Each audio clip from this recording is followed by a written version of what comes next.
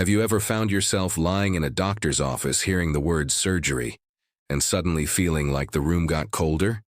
You nod your head, you listen politely, but inside you're wondering, will I bounce back from this the way I used to? You're not alone, and if you're over 70, those thoughts are more than just nerves. They're valid concerns, because surgery in our golden years comes with a few more challenges and a few more choices that can make all the difference. Maybe you've had surgery before, maybe this is your first time facing it head-on. Either way, one thing is certain. The way you prepare matters just as much, if not more, than the surgery itself.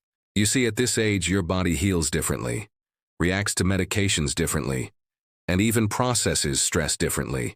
But don't let that scare you. If anything, I want it to empower you. Because when you're informed, when you know what to ask, what to expect, and how to support your recovery, you take back control. In today's video, we're going to walk through 5 powerful truths every older adult should know before going under the knife. These aren't just medical facts, they're lifesavers, they're peace of mind. And if you stay with me until the end, you'll walk away not only better prepared, but more confident too. And hey, if you find value in this conversation, if it helps ease your mind or prepare you or someone you love, please take a moment to subscribe and tap that little notification bell. We cover life-changing health topics every week, always with your quality of life and independence in mind. Your support means the world to me, and to the growing community of wise, empowered seniors who are walking this journey together. Don't forget to like this video, share it with someone who needs it, and tell us in the comments what kind of health topics you want to hear more about. We truly do read them. Now, let's talk about the first thing you absolutely must know before having surgery after 70. Your body is more sensitive than it was even 10 years ago, especially to anesthesia. What used to be routine can now feel like a storm, not because your body is weaker, but because it's more complex. After 70, things like slower kidney function, reduced liver metabolism, or even mild memory issues can make anesthesia affect you differently. Some people feel groggy for days. Others might feel confused, agitated, or deeply tired. But here's the key. This isn't random. It's predictable, and it's something your doctor can adjust for. That's why you need to speak up. Tell your anesthesiologist everything, even the little things. If you've ever felt confused after surgery before, say so. If you've been diagnosed with mild cognitive decline, or take medications that slow you down, say so. These conversations may feel awkward, but they're your shield. The more your care team knows, the more precisely they can tailor your care and help you wake up safely and comfortably. Which brings me to something most people overlook: hydration. That's right. Plain, simple water. Being even slightly dehydrated before surgery can make recovery longer, blood pressure more unstable, and anesthesia harder to manage. But the trick is, you can't just chug water the night before. It's about being well hydrated in the days leading up to surgery. Gentle sips throughout the day, herbal teas, water-rich fruits like melon or cucumber, all of it helps your body stay resilient. Now that we've touched on how your body responds to anesthesia, and how hydration plays a crucial role in recovery, your muscles. Yes, your muscles may not be the first thing on your mind when planning a surgery, but they should be, because how strong they are going in can have a huge impact on how fast you bounce back afterward. You see, after 70, we naturally lose muscle mass faster than we did at 40 or 50. It's called sarcopenia, and it's common, but it's not inevitable. The good news is that even light resistance training or walking a little farther each day can give your body a fighting chance. Think of it this way: your muscles are the team carrying you through recovery. The stronger your team, the faster you're back on your feet, avoiding complications like blood clots, pneumonia, or dangerous falls. So here's a simple, doable plan. If your surgery is in 2 weeks or even in 1, start moving every day. You don't need a gym. Stand up from a chair a few extra times, stretch in bed, walk for 5 more minutes than you did yesterday. It's not about breaking a sweat. It's about waking your body up, telling it, we're going to need you soon, so let's get ready. And if you're unsure where to start, Ask your doctor or physical therapist what's safe based on your procedure. Now let's talk about medications, because this is where things can get a little messy if we're not careful. Most people over 70 take at least a few prescriptions. Maybe blood pressure meds, maybe blood thinners, maybe something to help with sleep or for your heart, or to manage arthritis. These are all important, but they can interact with anesthesia, with pain meds, and even with each other during the stress of surgery. That's why I always say, bring your full list, everything, to every appointment before surgery. Not just the pills your primary care doctor prescribed, but your vitamins, your supplements, even that turmeric capsule or CBD oil you picked up at the pharmacy. It all matters. Your surgeon and anesthesiologist need to know exactly what's in your system so they can keep you safe. And don't worry, they're not there to judge. They're there to adjust. A simple tweak to your timing, a pause on one medication or a lower dose can mean fewer side effects, a clearer head after surgery, and a much smoother recovery. And while we're on the topic of recovery, there's something else I need you to think about. Your environment, your home, where you'll be sleeping, walking, eating, bathing. Most complications don't happen in the operating room. They happen at home, when we trip over a rug, try to carry groceries too soon, or climb stairs before we're ready. So before the big day arrives, do a home check. Is the hallway clear? Is your bathroom easy to access? Could you move the coffee maker closer to the sink so you're not walking back and forth right after surgery? Could you set up a little recovery zone? A chair with armrests, a table with your meds and water, a good lamp, your favorite book, a phone charger nearby. These little details might seem minor now, but they become everything when your energy is low and your body is healing. And just as important, ask someone you trust to be your point person. Not necessarily a full-time caregiver, but someone who checks in daily, brings over soup, reminds you to move your legs a bit, helps with a grocery run. That kind of gentle support can keep small problems from becoming big ones. Now that we've explored how your strength, your medications, and your environment can shape your recovery journey, it's time we talk about your mindset. Yes, the way you think going into surgery can change everything about how you heal coming out of it. I know it sounds surprising. After all, a surgery is a physical thing, cuts and stitches, scans and monitors. But your attitude, your emotional state, your sense of trust in the process, all of that plays a role. Studies show that patients who go into surgery feeling anxious or fearful often take longer to recover. They're more likely to feel pain intensely. They're more prone to sleepless nights, slower movement, and even infections, because stress takes a toll on your immune system. So I want to say this clearly. It's completely okay to feel nervous. You're not weak or silly for worrying, but don't carry those worries alone. Talk to someone. A loved one, your doctor, a counselor, a spiritual guide, someone who helps you feel grounded. Sometimes just saying, "I'm scared," out loud, softens the fear. It's like letting air out of a balloon, and that makes room for calm to move in. Another thing that helps is visualizing a smooth recovery. It's not just woo-woo, it's science-backed. Picture yourself waking up peacefully. Imagine the nurses smiling. Imagine walking a few steps with ease. The more your brain practices success, the more your body follows. It sets a tone, and your cells notice. Alongside mindset, another quiet but powerful player in your recovery is sleep. Real, deep, healing sleep. Not the kind where you toss and turn or doze in front of the TV, but true rest that lets your body rebuild.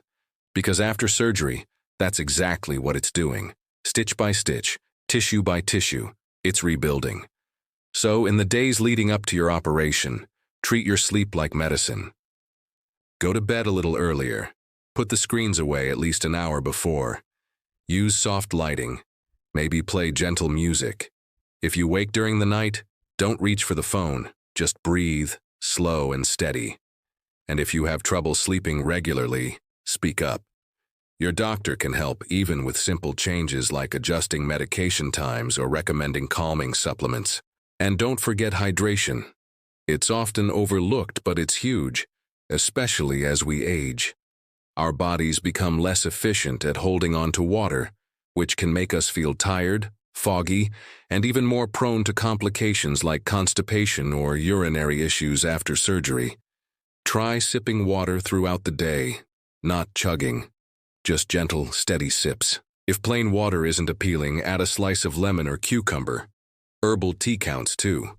Your body is preparing for a marathon. Every little step you take now, moving your body, clearing your space, calming your mind, drinking your water, is like tying your shoes and warming up before the starting gun. It might not feel dramatic, but it changes everything once the race begins. And here's the beautiful part. It's not about being perfect. It's about being aware, being intentional, giving yourself the best shot at comfort, dignity, and freedom afterward. So as we look ahead to the final pieces of this preparation puzzle, let's turn our attention to something that many people don't realize until it's too late. Your home environment. The place you return to after surgery matters more than you think. In fact, it can either speed up your healing or set you back. Think about it. After surgery, especially over 70, your body moves differently. Your energy is lower. Your balance might be a bit off. Even standing from a chair or reaching for something high can become a risky task if your space isn't ready for it. So let's ask a few simple but powerful questions. Is the path from your bedroom to the bathroom clear? Are there any rugs that slide or corners you might bump into? Is the chair you'll rest in easy to get out of? Preparing your home is a gift to your future self. It's like laying out a soft runway for a gentle landing. If you use a walker or cane, make sure the furniture is spaced far enough apart to move freely. Put everyday items, like water, your medications, tissues, even your favorite book, within arm's reach of where you'll be resting. You don't want to be climbing on stools or rummaging through cabinets post-surgery. And here's something many folks don't consider: your bathroom. After surgery, especially abdominal or joint surgeries, using the toilet or stepping into the shower can feel like a mountain. Grab bars aren't a luxury, they're a safety net. A raised toilet seat, a shower chair, non-slip mats. They're simple upgrades that make a world of difference. You don't want to be figuring this out while you're sore, stiff, and tired. Even your bed matters. Is it too low or too soft? Can you get in and out without strain? Maybe for the first few days, a recliner chair is the better option. It's okay to experiment before surgery. Lie down, stand up, reach, sit. Let your body tell you what it needs. Now, once your space is ready, think about your support. And I don't just mean who'll drive you home from the hospital. I mean the quiet heroes, the friend who'll check in, the neighbor who'll take out your trash, the relative who'll bring soup or help with laundry. Here's the thing. Asking for help doesn't make you a burden. It makes you wise. It means you're honoring the recovery process by allowing others to care for you, just like you've cared for others your whole life. And if you don't have nearby family, reach out to community resources. Churches, senior centers, even local councils often have volunteers or services ready to step in. And please don't overlook your emotional needs. Recovery can feel lonely. The world keeps spinning, and you're stuck in your pajamas with an aching side and a tray of applesauce. That's when phone calls matter. That's when hearing a familiar voice or seeing a kind face can lift your spirit in ways painkillers never could. Sometimes just knowing that someone is thinking of you is the medicine that makes you feel seen, strong, and not forgotten. So as we take everything we've covered so far and bring it together, there's still one final piece to this recovery journey that might be the most important of all: your mindset. Now, I know that might sound soft or even unimportant compared to things like medication, blood pressure, or stitches, but hear me out. Your mindset shapes how your body heals, the way you speak to yourself, the expectations you hold, and the patience you give yourself. They're not just feel-good ideas, they're healing tools. It's easy to fall into frustration. Maybe the recovery is slower than you hoped. Maybe you feel a little useless while others run errands or cook for you. Maybe you feel pain in places you didn't expect. But I want to remind you, healing isn't a straight road. It's a winding path with a few bumps and turns. And every day you show up for yourself, even in small ways, you're making progress. Talk to yourself with the same kindness you'd offer a friend going through the same thing. Instead of, I should be better by now, try, I'm healing at the pace that's right for me. Instead of, I hate being stuck at home, say, this rest is building the strength I'll need tomorrow. It might sound simple, but it's powerful. And don't forget to celebrate the little wins. The first time you get out of bed without help. The first full night's sleep. The first time you cook a meal again, even if it's just toast and tea. Every one of those is a step back to freedom and dignity. Now, as you move forward with these 5 essential reminders, your body's preparation, understanding your medications, building muscle before the big day, creating a safe space, and keeping a strong mindset. Know this: you're not just preparing for surgery. You're creating a foundation for the rest of your life. You've lived decades. You've seen good days and bad. You've helped others, built things, made sacrifices. You've shown courage in ways no one even saw. And now taking care of yourself, with intention, love, and wisdom, is one of the greatest acts of strength you can choose. So let me say thank you. Thank you for spending this time with me. It means the world that you're here, that you're committed to learning, growing, and living fully, no matter your age. Our little corner of the internet, this channel, exists because of people like you. People who prove that the best version of life isn't behind us, it's still being written. If this video helped you, please consider subscribing. Hit the notification bell so you never miss a new message. Like this video, it helps us reach others who need to hear these same truths. Share it with someone you care about. And most of all, leave a comment below. Tell us your story, ask a question, or let us know which part spoke to your heart. Because this isn't just a channel, it's a community, and together we're rewriting what it means to grow older, with grace, with confidence, and with joy. Here's to living your best life at any age, and healing with the wisdom that only time can teach.